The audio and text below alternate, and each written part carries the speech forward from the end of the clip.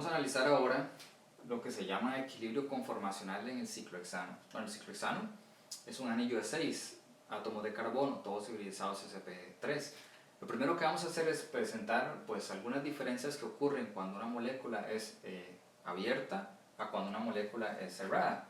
Aquí tenemos, por ejemplo, un modelo molecular que representa 3 carbonos en línea. Eso sería un propano. Si nosotros logramos unir los dos extremos de esos carbonos en esas posiciones y los ciclamos, tendremos un ciclohexano. No lo voy a hacer en este porque vean que cuando intento unirlo, los enlaces empiezan a ser forzados y se tuercen y se puede romper el modelo molecular. En este caso se rompería porque bueno, los ángulos son distintos de los que tendría un carbono hibridizado sp3. Todos los carbonos ahí son hibridizados sp3 y la cadena es abierta. Si la cadena es cíclica, también sería hibridizado sp3. Y si lo intento unir desde los extremos, me doy cuenta que se empieza a forzar. Voy a intentar hacerlo un poco. Ahí se dan cuenta que empieza a ocurrir una tensión. Esa tensión que ocurre es porque estamos pasando de un ángulo de enlace que de acuerdo a la hibridación debería ser 109,5 a un ángulo interno que en un ciclo de 3 sería 60. Estamos haciendo una fuerte tensión, en este caso tensión debida a un ángulo distinto. ¿Qué significa eso? Bueno, que un ciclo de 3 carbonos puede existir, es decir, los ciclopropanos existen, sin embargo son moléculas mucho más inestables de lo que sería en forma abierta por esa tensión del ángulo. Si nosotros incrementamos la cadena a 4, tendríamos entonces lo que llamaríamos un butano. Igual todos los carbonos son sp3 y los ángulos de enlace siguen siendo 109,5. Si nosotros intentamos ciclar 4 carbonos en serie y formar un ciclo butano, ahora es un poco más fácil. Aún así, se dan cuenta que aquí existe una tensión en el ángulo. Esto sería un modelo de lo que sería un ciclo de 4, un ciclo propano. Ahí el ángulo se está forzando, aún así hay mucha tensión, se está forzando a pasar de un ángulo natural que debería tener la cadena abierta de 109,5 grados a 90. Eso agrega mucha tensión. Otra cosa que podríamos agregarle a nivel de inestabilidad es que si lo colocamos así de lado, intentamos ver un carbono de frente y otro detrás, vemos que los enlaces coinciden, es decir, sería como una forma eclipsada, si lo vemos desde la perspectiva de una proyección de Newman. Entonces existe tensión por impedimento estérico y tensión angular, una molécula muy inestable. Cuando nosotros pegamos un quinto carbono, tendríamos entonces un pentano y podríamos intentar unirlo por los extremos.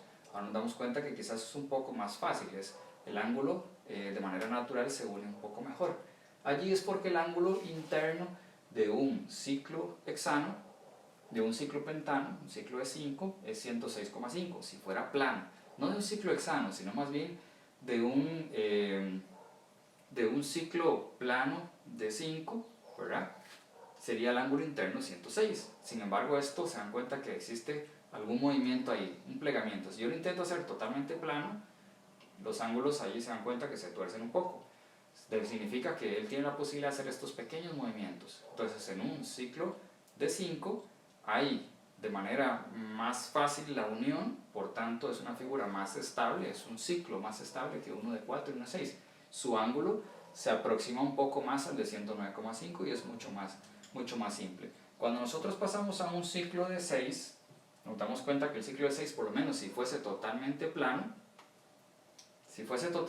el ángulo interno sería 120. Sin embargo, cuando nosotros intentamos unir esto por los extremos, nos damos cuenta que no voy a forzarlo en ningún sentido, nada más los voy a unir y ahí vemos que él en realidad no es plano, sino que tiene como una perspectiva en 3 dimensiones. Eso significa que la figura, a pesar de que en plano lo podríamos dibujar 120, ella en realidad no es plana, sino que tiene la posibilidad de hacer pequeños plegamientos, lo que disminuye la tensión del ángulo, y esos ángulos pasan de una idea de 120 en realidad plana a una idea plegada, donde los ángulos allí se alcanzan de manera más natural lo que deberían tener, 109,5, y se disminuye la tensión debida al ángulo.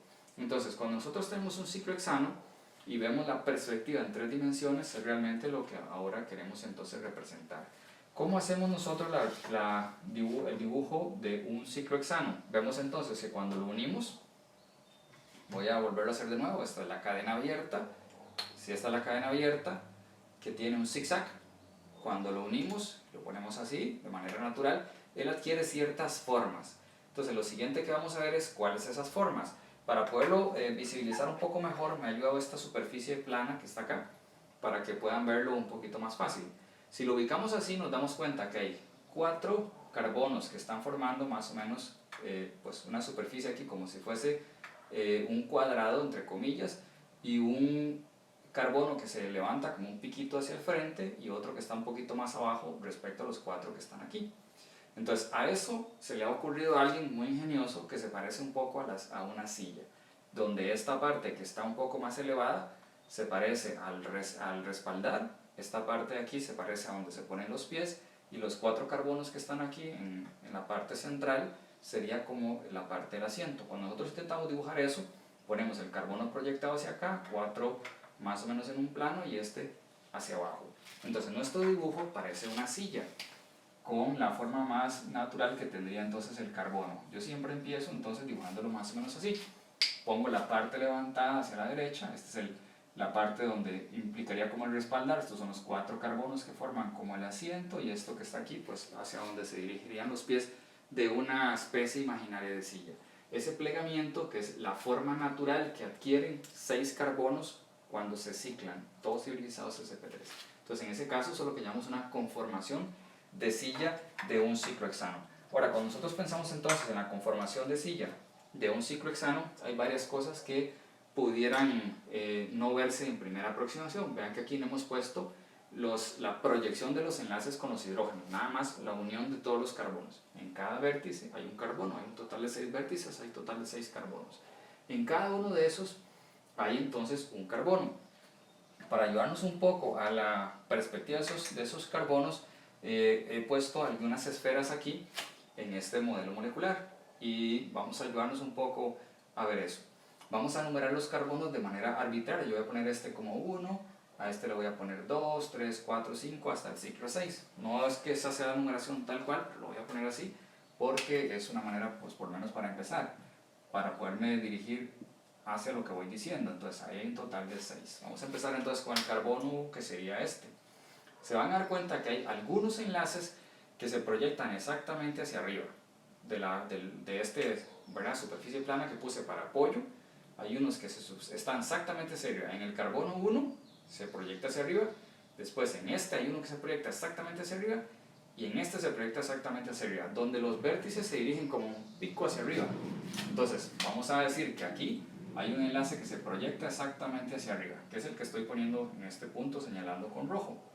En el carbono 2, parece que el vértice, vean que el vértice va como dirigido hacia abajo, o sea, aquí se dirige en el modelo como hacia abajo, en esta dirección, sería es ese de acá, y al 3 vemos que ahora se proyecta hacia arriba, entonces en ese número 3 vamos a tirar una línea hacia arriba.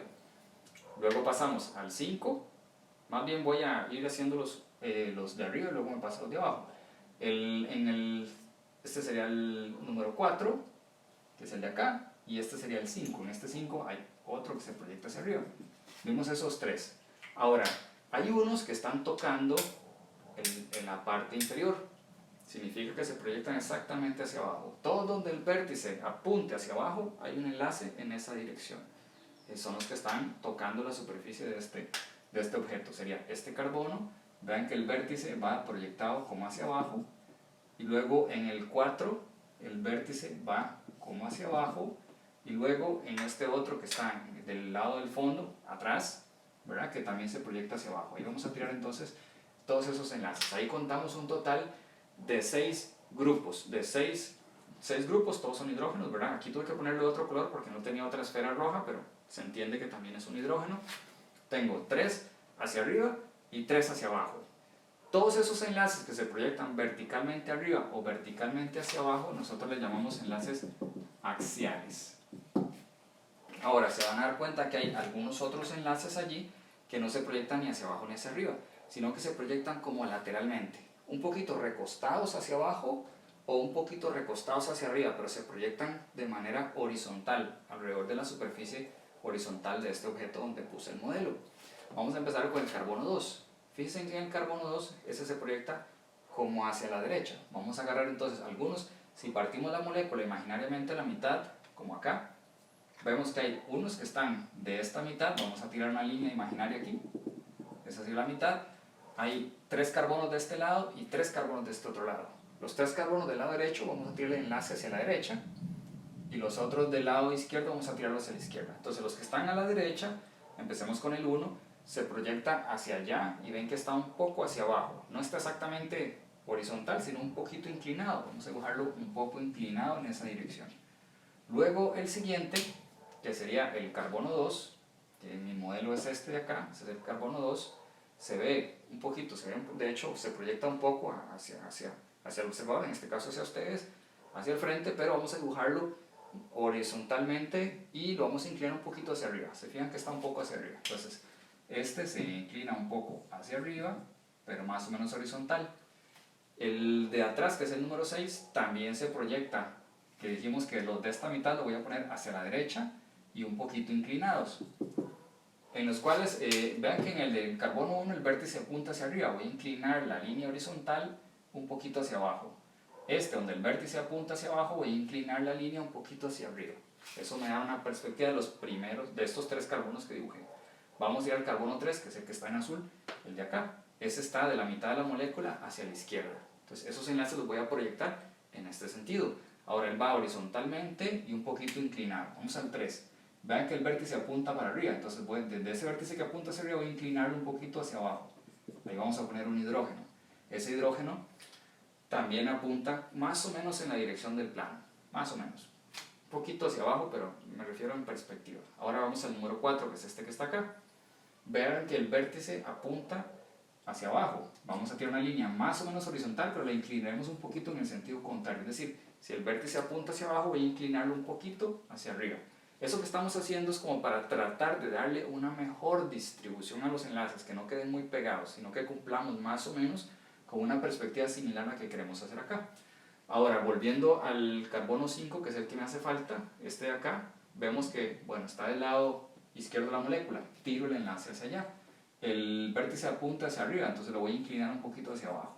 Ahora, se dan cuenta que todos los enlaces que acabo de poner, en este caso en color verde, todos apuntan un poquito para arriba o un poquito para abajo respecto a una línea más o menos horizontal. Todos esos que apuntan en esa dirección, pues también reciben un nombre. A eso le llamamos entonces enlaces ecuatoriales. Tenemos entonces en un ciclo hexano un conjunto de orientaciones o de enlaces, unos axiales y otros ecuatoriales. Ahora, hay un fenómeno muy curioso que ocurre en el ciclo hexano.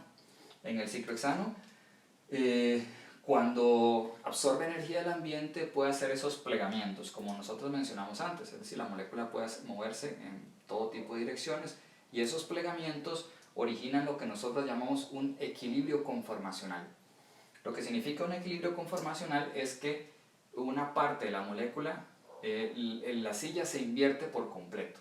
Si tengo una silla con el respaldar viendo hacia arriba, una vez que ella se pliegue y haga su equilibrio conformacional, la parte de arriba termina abajo y los pies de la silla, entre comillas, terminan como si fuese el respaldar. Vamos a dibujarlo más o menos así.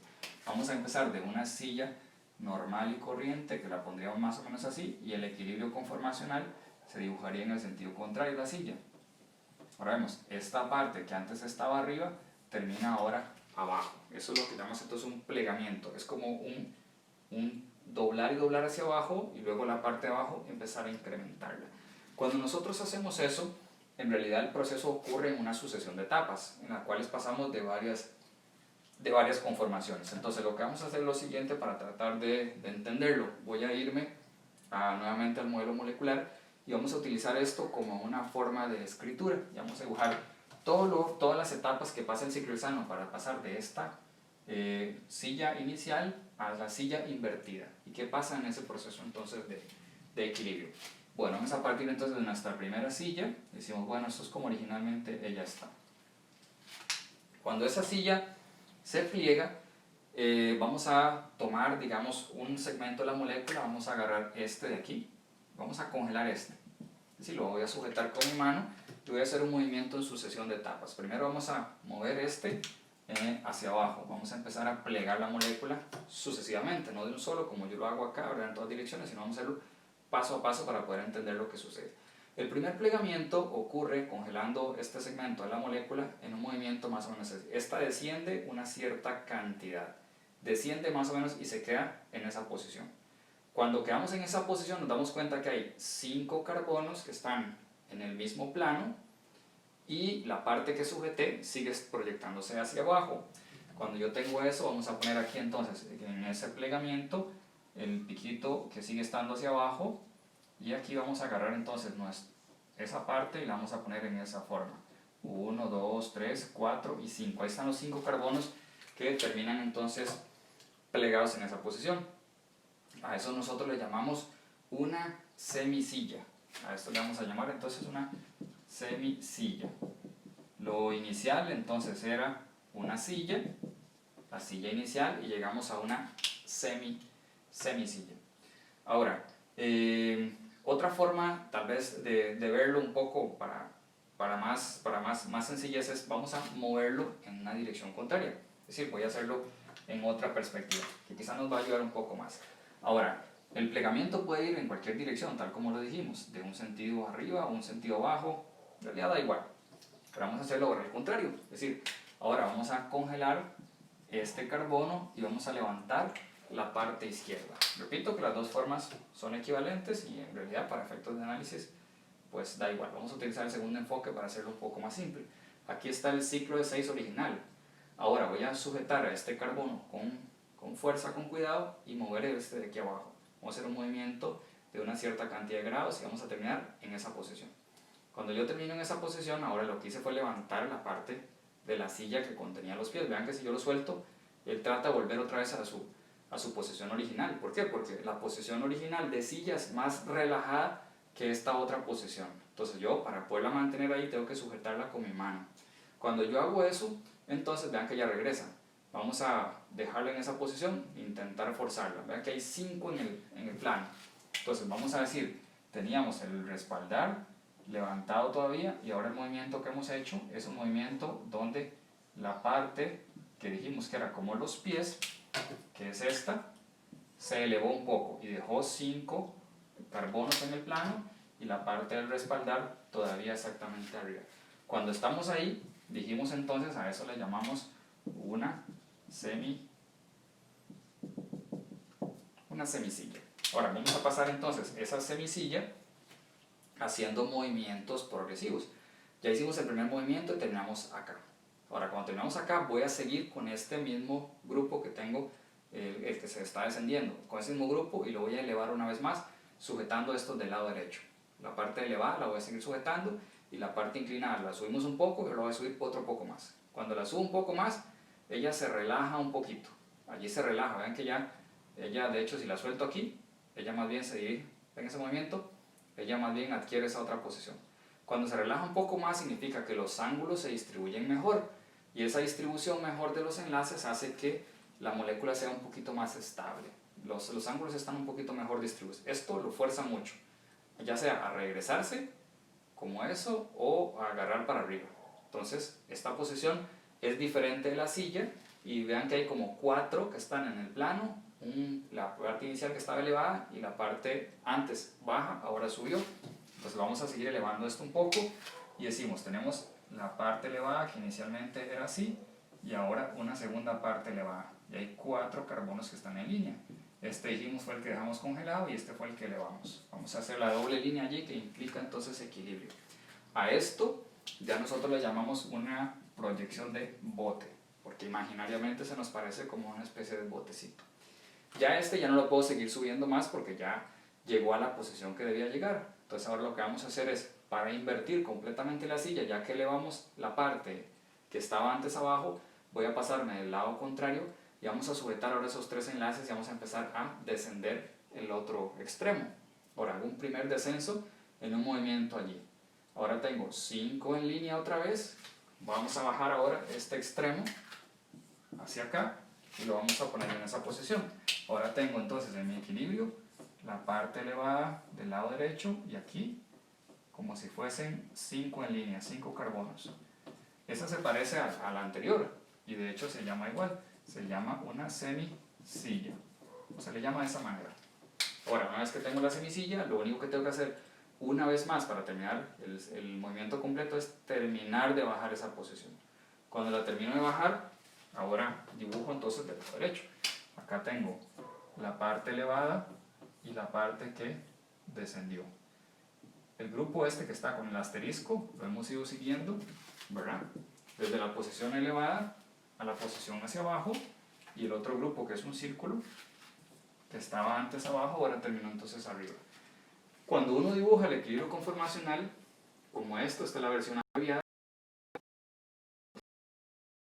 inicialmente en esta, luego un bote, luego una invertida. Todos la suele abreviar, sino que el equilibrio conformacional es invertida. Hay otro que resulta un ciclo, y es lo siguiente. Para eso voy a mi, donde tengo varios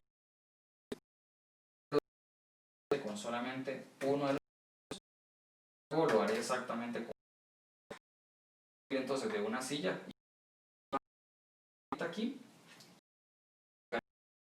un grupo en particular, y para ese compuesto equilibrio conformacional, ciclo hexano en proyección, y vamos a ponerle,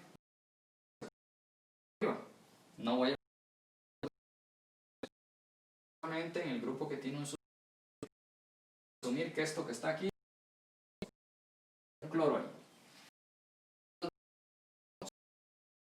no le voy a prestar, entonces ya puse el grupo y vean que hay otro, un ecuatorial. Una cosa que pues debe quedar clara de lo que dijimos antes es que en todos los 6 carbonos que hay en un ciclo hexano, en todos y cada uno de ellos hay siempre un enlace axial que se proyecta exactamente hacia arriba o exactamente hacia abajo, dependiendo hacia dónde apunta el vértice, y otro también que se proyecta ecuatorialmente. En todos los carbonos siempre uno axial y uno ecuatorial. Entonces yo he puesto al axial como el que tiene al sustituyente al cloro, y al ecuatorial que tiene el hidrógeno. Los demás no les he prestado atención de su perspectiva en 3 dimensiones. Voy a centrar atención solamente allí.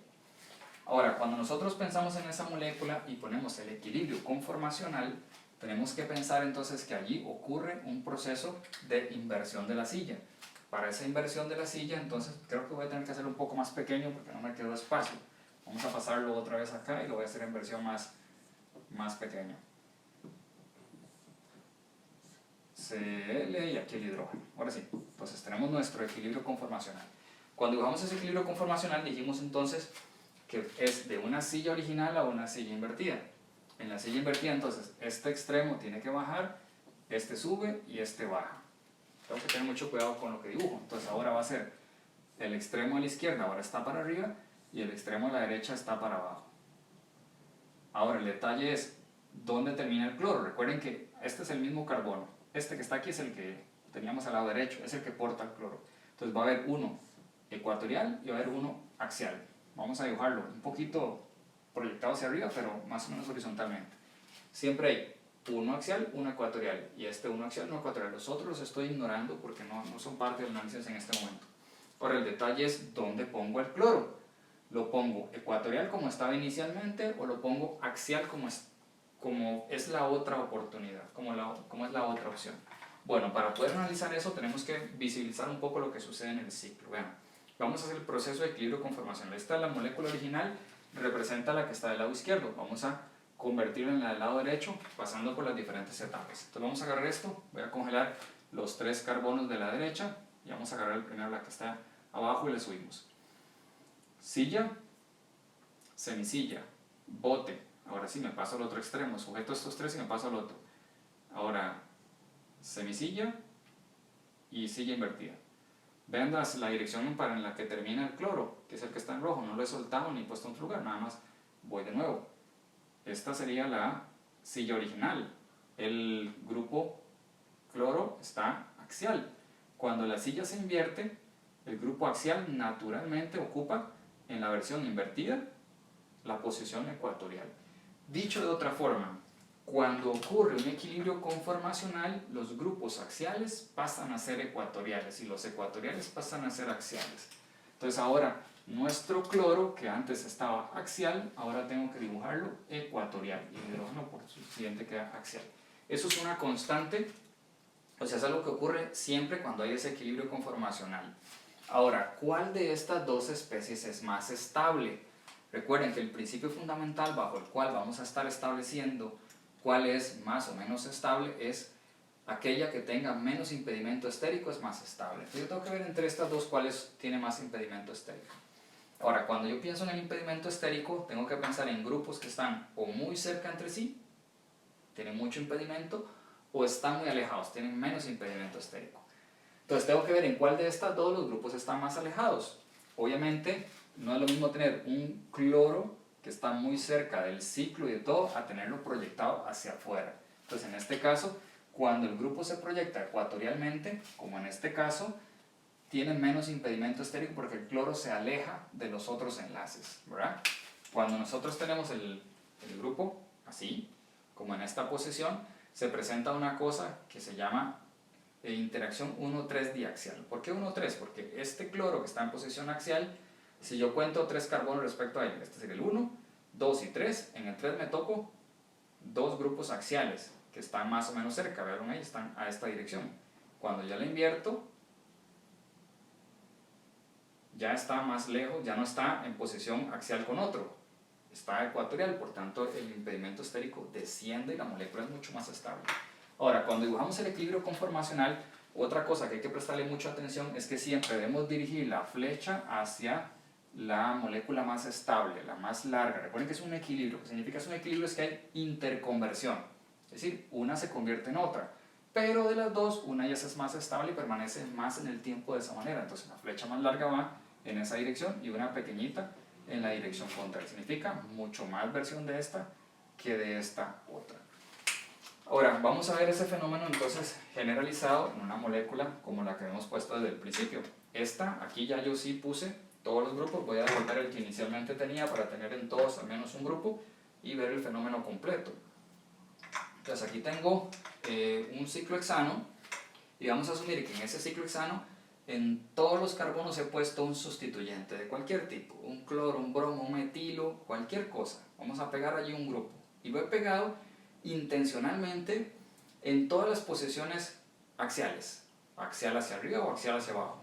Y los ecuatoriales pues tienen entonces hidrógenos y están alrededor de la superficie, de una especie de plano, ¿no? Ahora vamos a hacer el equilibrio conformacional con él, es decir, vamos a agarrar este, vamos a descender la parte, a subir la parte inferior, semisilla, bote, y ahora sujeto esta y me voy para el otro extremo, semisilla y silla invertida, ok. Vean lo que pasó ahora con todos los grupos que tienen color, que son las esferas. Todos están ahora en posición ecuatorial. Antes estaban todos axiales en la silla original. Vamos a ver si lo logro ubicar de nuevo. Allí. Allí, así. Todos en la silla original, todos estaban ecuatoriales, para arriba para abajo, axiales para arriba para abajo, y en la silla invertida, todos pasan a ser axiales. Entonces el equilibrio conformacional no aplica solamente para un carbono, esa conversión de axial a ecuatorial, sino en todos los carbonos y en cualquier condición. Entonces lo vamos a utilizar como una generalización de aquí en adelante y vamos a ver algunos patrones que ocurren. Bueno, eso si tenemos un solo grupo o si tenemos entonces dos sustituyentes. Ahora, ¿qué pasa en términos de nomenclatura? Ninguna cosa, ninguna cosa. Cuando nosotros tenemos que ponerle nombre a un compuesto como este, lo seguimos haciendo de la misma manera. Es como si tuviésemos un ciclo, pero ya no lo vamos a poner plano. Podríamos ponerlo plano, así. Vamos a hacer un ciclo hexano a menos que se nos indique, como este, y diríamos que es un clorociclohexano. Y este sería en conformación de silla. Entonces, según sea como se le solicite, a veces va a pedir dibuje un clorociclohexano en proyección de silla. Entonces hay que tener cuidado o en conformación de silla, y hay que hacer esto. Si se le dice que dibuje el equilibrio conformacional, tiene que poner una silla y luego su silla invertida y una flecha en dirección hacia la que es la especie más estable. Esto sería un clorociclohexano. Todo eso una sola palabra, clorociclohexano. Ahora, ¿qué pasa si por ejemplo nosotros tuviésemos dos grupos? Los dos grupos pueden estar en posiciones diferentes, ¿verdad? Como es lógico. Vamos a poner entonces dos, digamos aquí, algunos grupos. Vamos a pegarles por allí. Vamos a ver un ciclo donde vamos a pegar un CH3 aquí, luego un CH3 en esta posición, y luego vamos a poner los voy a hacer planos primero porque aquí no se me está haciendo ninguna restricción, y luego los vamos a pasar a una versión de silla, y vamos a ver aquí una cosa que resulta un poco diferente, a la cual hay que prestarle un poquillo más de cuidado. Bueno, ahí tenemos entonces, si tuviésemos que ponerle nombre a cualquiera de esos compuestos, ¿verdad? Este sería el carbono 1, 2, 3, 4, este sería el 1,4 dimetil ciclohexano.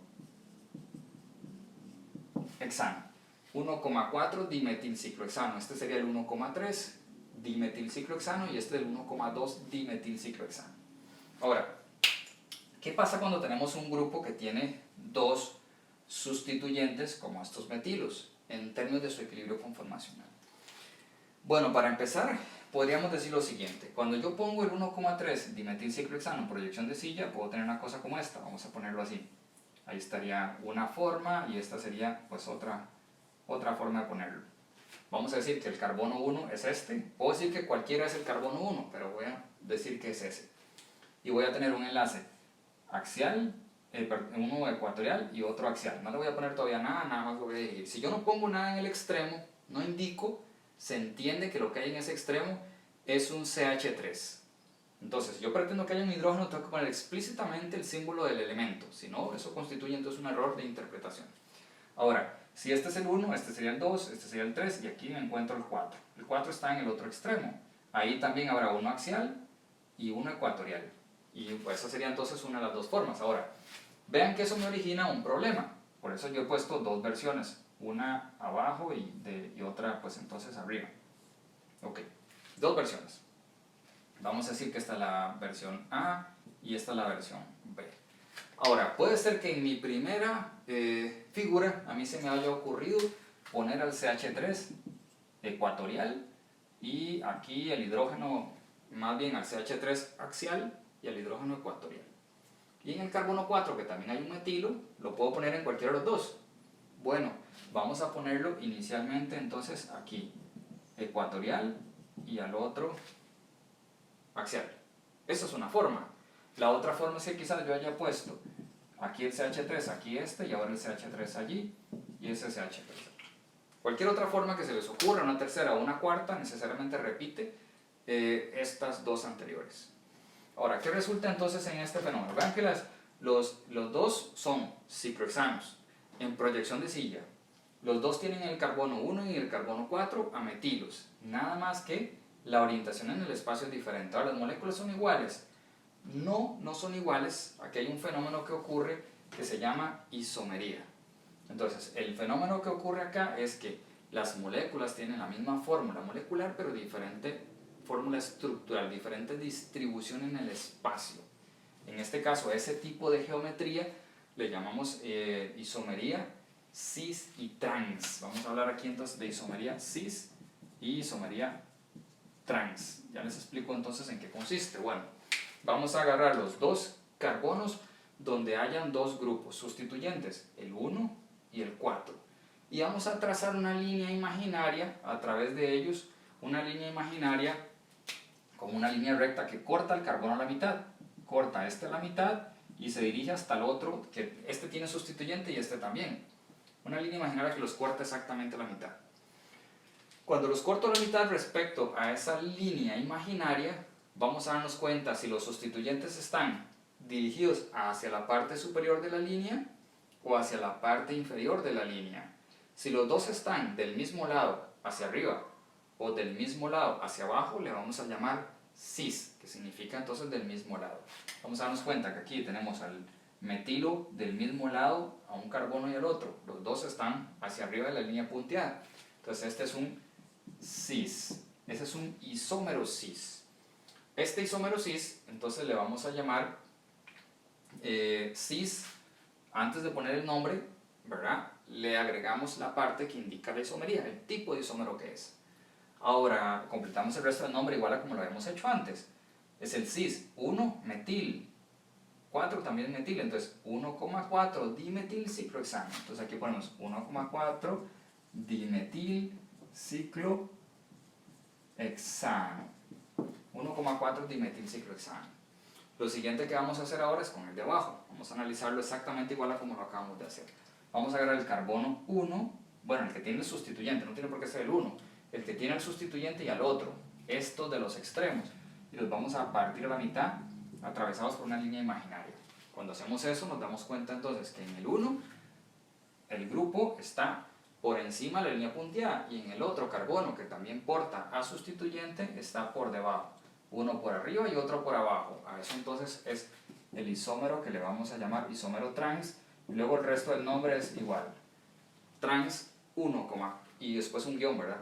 Cis y un guión, o trans y un guión. Trans 1,4 dimetil ciclohexano. Entonces eso completaría nuestra serie de compuestos. Si se fijan, en este caso hemos hecho dos isómeros donde las posiciones relativas de los sustituyentes son 1,4. Es decir, este es 1,4 y vimos que para 1,4 está el isómero cis y el isómero trans. Cuando nosotros tenemos una figura plana como esta, no podemos decir si es cis o trans, nada más podemos decir 1,4 dimetilciclohexano, no podemos decir más que eso.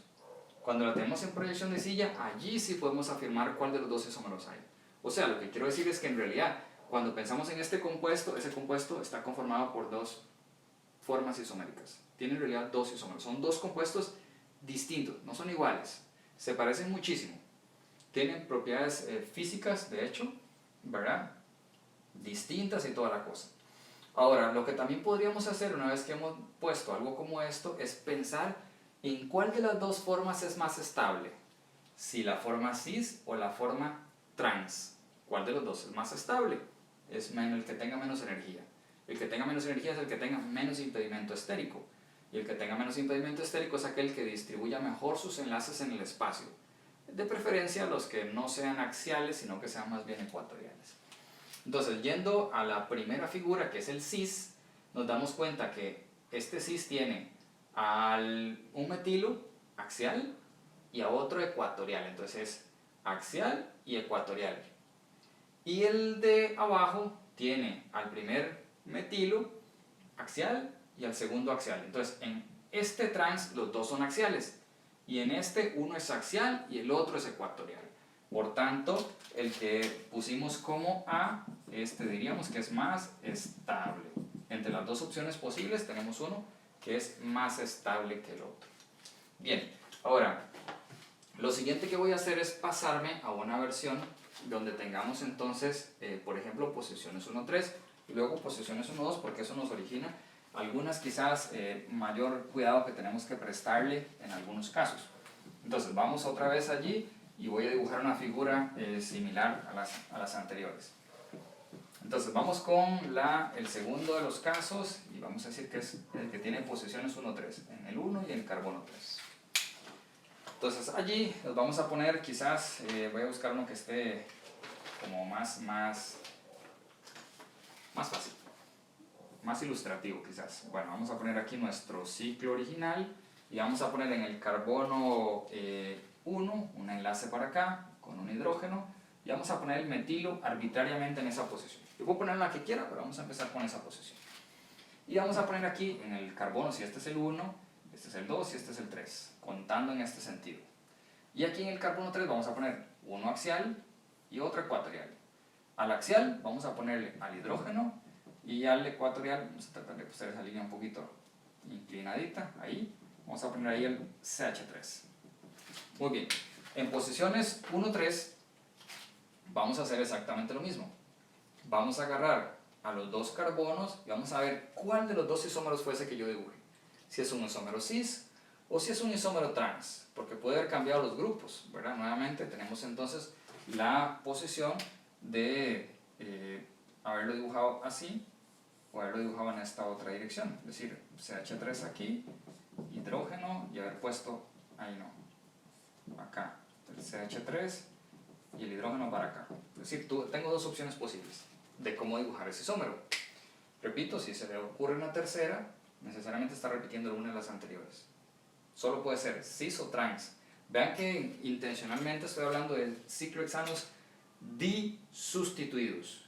Tienen dos sustituyentes. No puedo hablar de cis y trans cuando hay un número diferente de dos sustituyentes. Si es uno, no aplica cis trans en los ciclohexanos.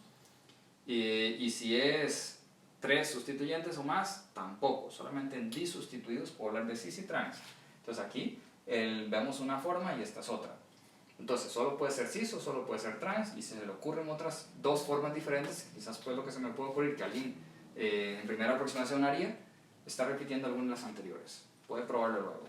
Entonces vamos a hacer el mismo análisis que hicimos antes. Vamos a trazar aquí una línea de los grupos que tienen sustituyentes. Los que tienen sustituyentes son entonces a este y este otro. Ahí están los carbonos. Y vamos a trazar una línea punteada que corte esos carbonos. Vamos a hacerlo más o menos así. Vean que en este caso no los corta exactamente a la mitad. Estoy haciéndolo como con una curva, ¿verdad? Porque la perspectiva del dibujo es la que me da algún problema. Voy a tratar de hacer esa representación en mi modelo molecular para que lo vean un poco más fácil. ¿A qué me refiero con el plano S de corte? Vamos a poner aquí en el carbono 1, vamos a suponer que esa esfera roja es un metilo, y en el 3, que es este otro, es el otro metilo. Entonces allí van a ver que esos dos que están allí son dos sustituyentes, son los dos cloros. Los dos están en posiciones ecuatoriales. Es decir, el carbono 1 está en posición ecuatorial y el carbono 3 también está en posición ecuatorial. Cuando nos referimos a trazar un plano de simetría, es agarrar como una superficie imaginaria que corte la molécula a la mitad, y la vamos a traer para acá y vamos a hacer este corte. Entre los dos grupos, el que tiene sustituyentes, el 1 y el 3 son los que tienen sustituyentes. Entonces, entre ellos dos vamos a traer una línea y vamos a cortar esos dos carbonos. Cuando hacemos eso, se fijan que las dos esferas en rojo están por debajo de la superficie del plano imaginario. Eso significa que están del mismo lado hacia abajo. Significa cis. Vean que la línea es una línea recta, o sea, es un plano perfectamente plano. Cuando yo hago la línea en el dibujo, para que se viera un poco tuve que hacer como una inclinación. En realidad es una línea recta, pero el problema es el dibujo de la pizarra, que tiene sus limitaciones. Aquí no hay ninguna limitación, es una línea recta el plano, y lo corta exactamente a la mitad. Uno queda por arriba y por abajo, no tengo que doblar la hoja para que se vea. En el dibujo sí tengo que hacer una pequeña curva, pero eso no importa. De todas formas, lo que estoy haciendo es cortando uno a la mitad, que me deje una mitad por arriba, otra por abajo, y otro a la mitad. Y cuando hago eso me doy cuenta que uno está de la mitad hacia abajo en ese carbono, y en el otro también hacia abajo. Los dos están hacia abajo. Eso sería un isómero cis 1,3 dimetilciclohexano, ¿verdad? Todos son dimetilciclohexano. Este es el 1,4, el 1,3, el 1,2, y este además es cis. Vamos al de abajo. Ahora el de abajo voy a cortarlo y lo voy a poner aquí arriba. Tengo que soltar el enlace y ponerlo en esa posición. Ahora, cuando he hecho eso, bueno, hay otra cosa que no quiero dejar de lado. Vamos a agarrar nuestro ciclohexano, el primero, el de la figura, vamos a llamarle figura 1, y vamos a hacer el equilibrio conformacional. No quiero dejar eso de lado, entonces, y vamos a hacer el equilibrio conformacional en esa molécula para ver entonces un asunto interesante. Entonces, así es como originalmente la dibujamos. Ya concluimos entonces que es cis. Lo siguiente que voy a hacer es el equilibrio conformacional, es decir, vamos a subir este y vamos a bajar el otro. ¿Qué pasa con los grupos cuando ocurre el equilibrio conformacional? Dijimos antes entonces que los que eran axiales pasan a ecuatoriales y viceversa. Entonces, en mi molécula invertida voy a agarrar el carbono 1 y lo voy a poner hacia abajo. Vamos a hacer la seña de equilibrio. Vamos a agarrar ahora el lado izquierdo de la molécula, es la que tiene que estar proyectado hacia arriba en la invertida, y el extremo derecho tiene que estar proyectado hacia abajo. Ok, este es el carbono 1 y este es el 4. Vean que bajé el 4 y bajé el 1 y subí el 4. ¿Verdad? Mucho cuidado. Este es el 2 y este es el 3. Bien. Ahora, en el carbono 1 hay un enlace axial y otro ecuatorial. En el 3 hay uno axial y otro ecuatorial. Ok, listo. Ya convertí esta en esta otra. ¿Qué pasó con los grupos? Es decir, ¿qué pasó con los dos metilos? Que el metilo en el carbono 1 tiene que estar, ahora como era ecuatorial, aquí tiene que estar axial, es decir, tiene que estar hacia abajo. Y en el carbono 3 también tiene que estar axial, porque antes era ecuatorial. Entonces, invertí los dos axiales posiciones 1, 3 y los pasé a ecuatoriales, eso es lo que sucede cuando el ciclo sufre desequilibrio conformacional. Lo siguiente que tengo que pensar es, ¿qué pasa con las dos moléculas? ¿Cuál es más estable? Bueno, va a ser más estable esta que tiene los grupos ecuatoriales que esta que lo tiene axiales. Ahora, cuando yo hago el equilibrio conformacional, los dos grupos siguen estando del mismo lado, es decir, sigue siendo una molécula cis, sigue siendo el isómero cis, es algo que hay que ver. Para eso voy a agarrar mi modelo nuevamente y vamos a buscar los dos carbonos. Esta es la silla, estoy tratando de presentarla como la silla de ahí, la silla invertida. Vean que las dos esferas en rojo se proyectan hacia abajo, que representan los dos metilos. Este es el carbono 1 y este es el 3. Voy a agarrar otra vez el plano de simetría que corta los dos átomos. Voy a buscar los dos que tienen sustituyente y los voy a cortar. Los trazo para ahí y los busco la línea que los corte a la mitad. Ven que es una línea recta y la línea recta los corta a la mitad. Y los dos grupos están hacia abajo. O sea, sigue siendo cis. El cis también sigue siendo cis. ¿Qué concluye esto? Bueno, que los dos grupos son el mismo isómero, en realidad son el mismo compuesto, pero están en diferente conformación. Mucho cuidado con eso.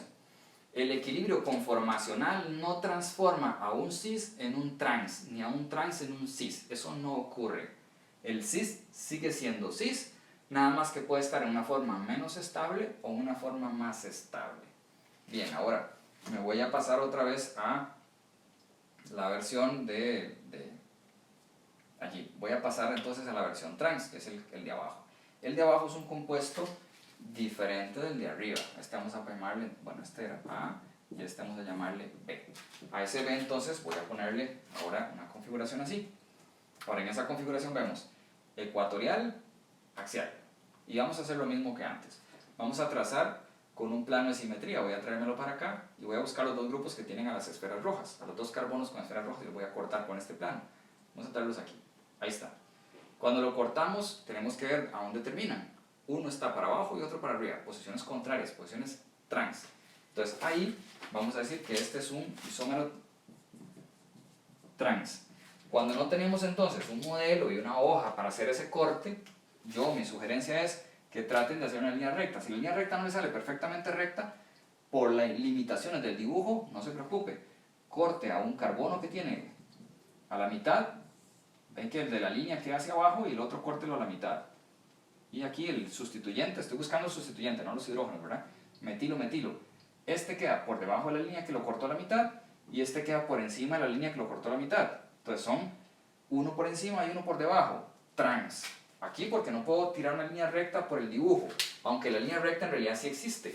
Ven que aquí sí lo pude hacer, pero en el modelo no se ve porque, bueno, tiene un problema de perspectiva plana. Esas son las limitaciones de los dibujos planos. Pero podemos garantizar que es un isómero trans. Ahora, ¿qué pasa con el isómero trans cuando sufre equilibrio conformacional? Vamos a decir carbono 1, 2, 3 y 4. Vamos a bajar el 1 y subir el 4. Entonces ahora el ciclo invertido, la silla invertida más bien, sería así. ¿Ok? El carbono 1 ahora tiene un axial, un axial y un ecuatorial, y el 3 uno axial y uno ecuatorial.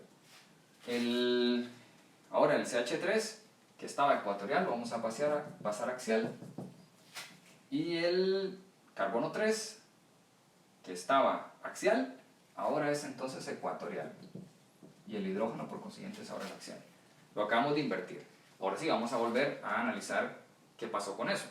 Cuando hacemos este proceso, trazamos una línea que corta al primer átomo que tiene el sustituyente a la mitad. Si la puedo tirar en línea recta hasta el otro, genial. Si tengo que hacer la curva, no importa. Lo importante es que los corte a la mitad. Tengo uno por encima y otro por debajo. Sigue siendo este trans. Entonces, el isómero trans por equilibrio conformacional sigue siendo trans. No se convierte en un cis. ¿Qué pasa en términos de estabilidad?